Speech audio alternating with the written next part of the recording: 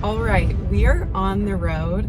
Welcome to the very first episode of this podcast by Her Sports. And I'm super excited to kick it off with the first episode being someone very special. She's the woman that started this all, our founder, Lisa Lamb. A little bit of a look into what this podcast is going to entail is really about the athlete's commute. We're going to be taking some athletes to training, getting an inside look and a bit of a behind the scenes on what really happens, those moments, the little times in these athletes' lives that we don't normally get to see into. What are they listening to? What are they eating quick? What is their mindset at? A lot of what an athlete's about happens on the interviews you don't see, on how they prepare, on what goes through their head. And taking an athlete to training, any person who's ever done a sport, gone to practice, knows how kind of iconic those drives can be. So we're gonna give a little bit of an inside look.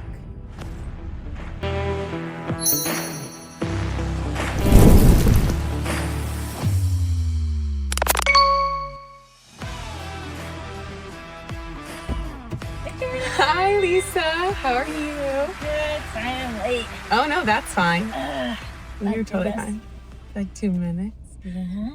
What a nice morning. It's a beautiful morning. Good day for tennis. Yes. Very excited. Welcome to the very first episode of our podcast. Very happy to have you on first. Well, I feel like thank very you. deserving. It's very exciting. I'm excited to do the same for you next week. Oh, yeah. Very Points. true. Very true. And so where are we going today? We are going to the Glorietta Tennis Center, and we are going to a tennis clinic. Oh, very fun. Do you play tennis a couple times a week? How often do you get to do it? Usually 2 times a week. Okay. Oh, that's nice. Yeah. This is, you're getting morning military traffic. Yeah. So, I've seen that. yeah, there could be a little bit of a wait to cross. Oh, actually, this is not too bad. And I guess we can start by, Okay. I'm curious of Yeah. why you started Her Sports. That's a wonderful question. I was really, I love men's and women's sports, and I can consume as much information about men's sports, especially some of my favorite teams, as I want. And I was feeling like I could not find the kinds of information and the coverage that I wanted for my favorite women's teams and athletes.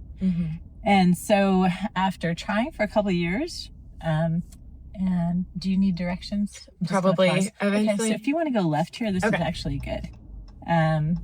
There's always a couple different ways. And Okay. so if you want to get in the right lane, Okay. that's probably the easiest. And then, so then following my favorite teams is hard. And so I would send out emails to folks, to editors of papers, to try to get them to do more coverage, and did that actually for a couple of years, and I couldn't get it. So I finally said, you know what? I'm going to start writing the articles that I want to read. Wow. And What would you say when you would reach out to these news outlets? Well, usually what happens is there would have been a great event. So, and most of this is about writing. I like to read. And so I would have gone to an event live, and there would be an incredible performance. There would be an overtime game. There would be, something that really stellar that happened. And then I would wake up in the morning or even try to, after the game, to read more. You're going to take a right and not in this. Where the bus is? Wait, hold on. You're going to take it right here. Okay. Sorry. No, you're good. And and then I couldn't find it. Whereas for my favorite men's teams, I know I'm going to get it. And in fact, I know I'm going to get at least 2 articles, sometimes 3, about the same, about an event. And so I would usually email like immediately, like say, hey, where's the coverage? There's just this amazing game. Yeah. And I can't read anything about it. And it was fantastic. And I want more.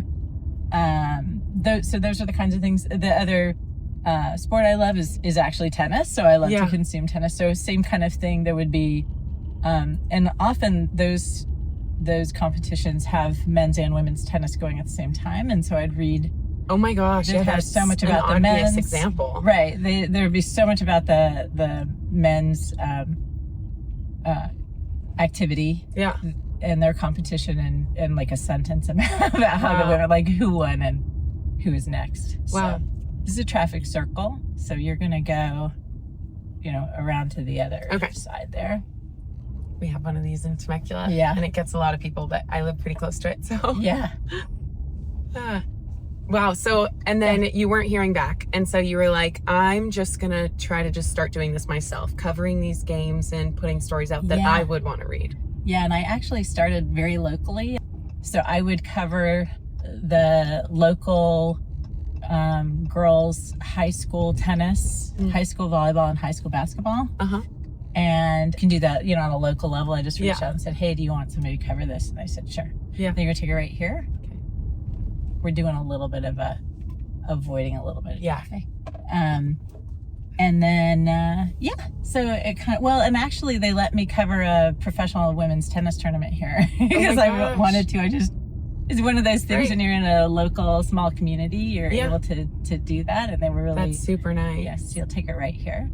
And so then it's evolved more because you're not only a writer and a founder of Her Sports, but you also work. Park behind this car if you can fit. Okay. You can park above it, but there's new rules about... Really? Behind it? Not in front? Well, you could park in front. There's just new rules about how far you have to be from a stop sign right now in California. I might even circle once or twice a week. Keep driving. What's the best way to circle? Why don't you take a right? Okay. That's probably the best way to do this. And then... actually we can do, we'll come back out and we'll go down Glorietta because it's nice long. We can go by the golf course. Nice. You're saying that I've done a little bit more than just right. So then it kind of evolved. I saw an opportunity really at San Diego State to pitch my startup idea. And so I was like, well, you know what? Maybe I can tell more stories than just the local high school stories. Maybe I can do more than that. Right. And so, and it was kind of already obvious to you that not many other people were doing it. This is true because I couldn't find that information anywhere. So I figured this is definitely a space where we really need. We need to be able to share the excitement of women's sports. There's so many exciting things going on in our community. I mean, we have these 3 very successful D1, we have universities that have D1 programs, and all of them have strengths, special strengths in particular areas. So you can keep going this way, and then I think what I'll do is I'll just take you down to the Glorietta. Yeah, so we did that, and so I did that, and it was really kind of a fun experience to learn how to, before you create a startup, you have to identify a problem, and so my problem was that the lack of coverage, and and that fans it's disappointing and discouraging for fans, and they don't know who to root for when they have that. So it's like a bad cycle. If there's no one reporting on it, it's harder for fans to get into it. And if fans aren't getting into it, then less people want to report on it. But the fans are out there. It's just kind of about connecting them more to the event and the programs and the athletes, and which is what men's sports have had the chance to do for so long. Exactly. I was just thinking of, that sound, if a tree falls in the woods, does it make a sound? Well, this is kind of that same kind of thing. You're going to actually have to take a left here, or else we're going to go on the bridge, which is also fun. Just take you all the way, far, far away. Yeah, we'll go to New Coordinates. Yeah. Wow, very cool. And so have you been have you always loved watching sports your whole life? Is this something that you got into more? What was it like growing up, your relationship with sports?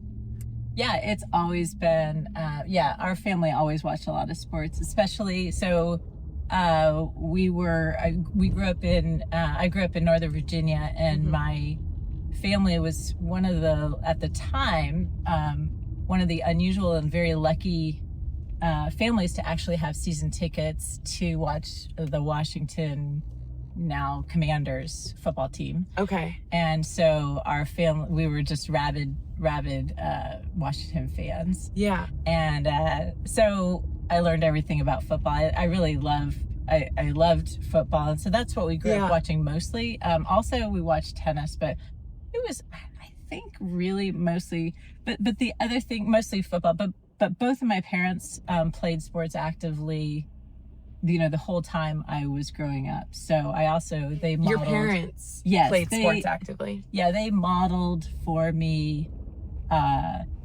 just how much fun sports are and competition. And so they both played tennis. They both,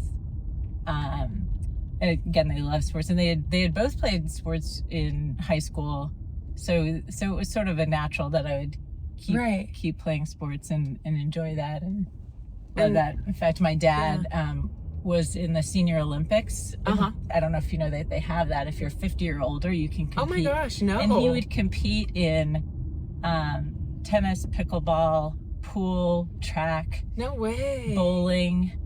I think there's kinds of pool, all kinds singles of sports. And doubles. Yeah. So he would very compete in everything. Athlete. Wow. Up until he was 85, he was still competing. So my gosh, that's awesome. Yeah, it was really fun. That's awesome to get to see him just have that love of sport and love of competition, and unbelievably that he was able to, and they both were able to stay in such good shape and still are.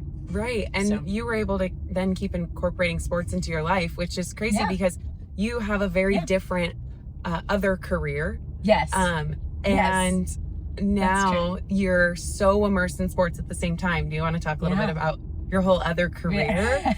This whole other life you have on top of starting a women's sports media company. Yeah, sure. So I'm actually my sort of, so this is my passion project, and my real job is I'm actually a math educator. I'm a professor at San Diego State, and I love it. And that's been certainly a passion of mine. Yeah. I was actually a high school math teacher for 7 years in both Virginia and here in California. And while I was a teacher, I was also a coach. So that was sort of a natural. I coached tennis and track, which was a good opportunity for me to get to, I didn't know that. To get to know. And I think that's one of the nice things about sports and is you get to know kids on a really different level when you get to coach them. Sometimes it's harder to do that when you're in the classroom with them. So this is being really a coach rather than a teacher, you saw the difference. Yes, thank you. Yeah. Interesting. Yeah, and then I earned my PhD out here, and was very fortunate to be able to get a job at San Diego State, and that's where I've had my entire career. I really do. Yeah, and found a home. I did, exactly. I found a home. Yeah.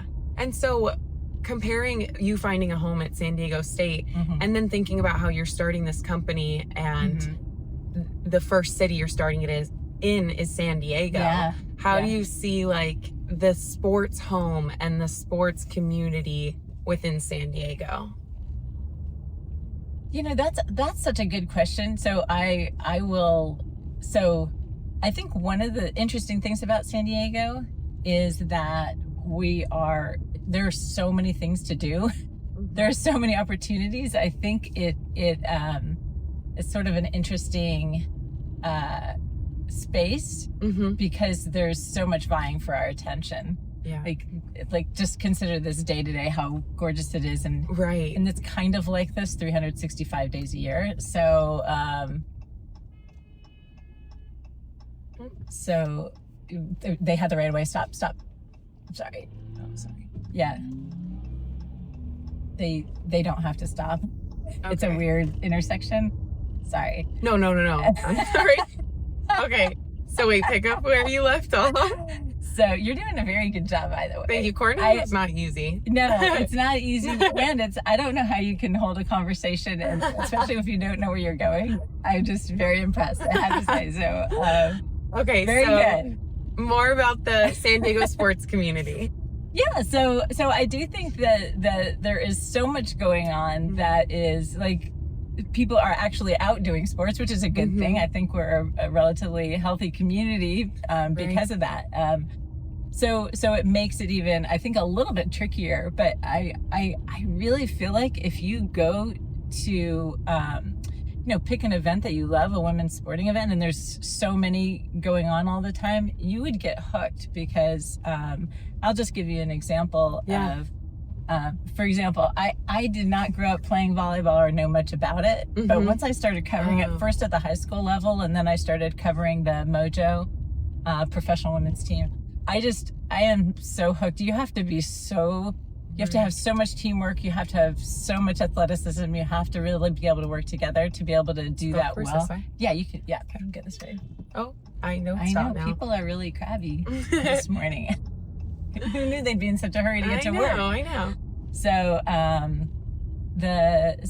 yeah, I really got hooked. And then, recently both USD and San Diego State are on these really nice win streaks. They're thrilling to watch. So I do feel like if you had that experience where the more you read about it, the more you went to these events, the more you loved it and wanted to follow it more. Exactly. And I think that's what's going to happen with the community. If they actually go to one, I think they're going to really get hooked and get excited, because there's the quality and the it's such high level. Yeah. And there's so many opportunities, and I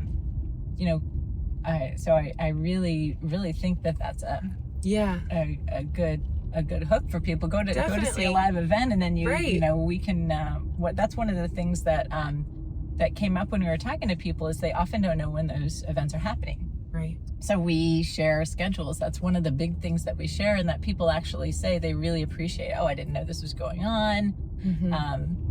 You did a really nice job of covering the Supergirl Surf Festival, and we were able to provide a lot of support for that ahead of time and after to share.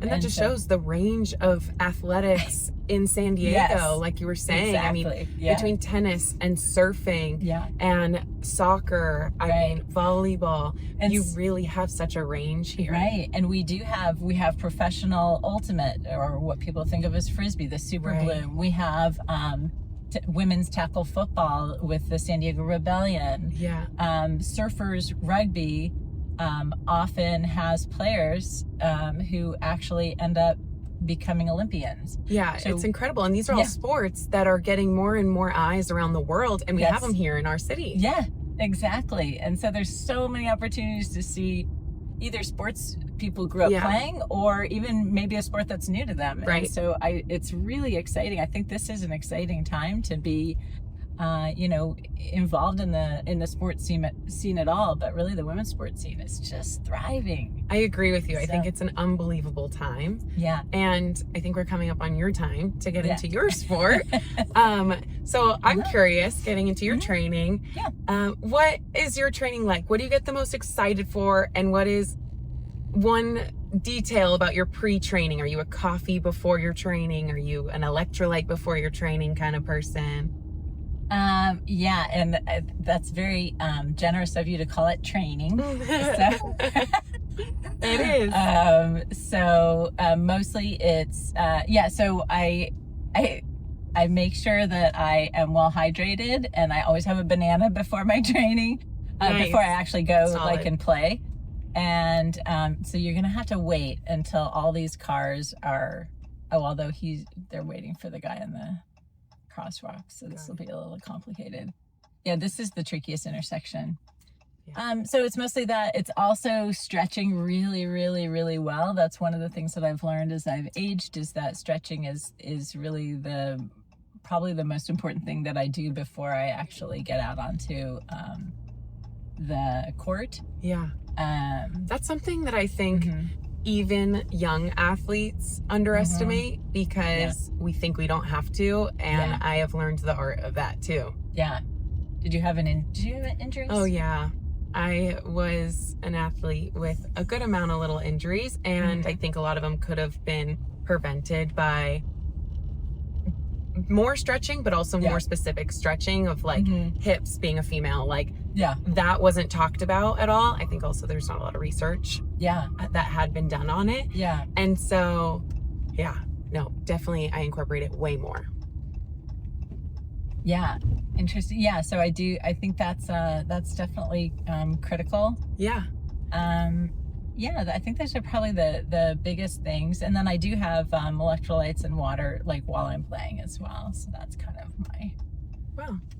Well, then you're all set. I hope that you have had your banana, or you're about to. I did have my banana right before I hopped in the car. Perfect. So that was and a lot of times I do that on the way. So I was Yeah. like, well, I don't think I'm going to eat the banana Yeah. while we're chatting.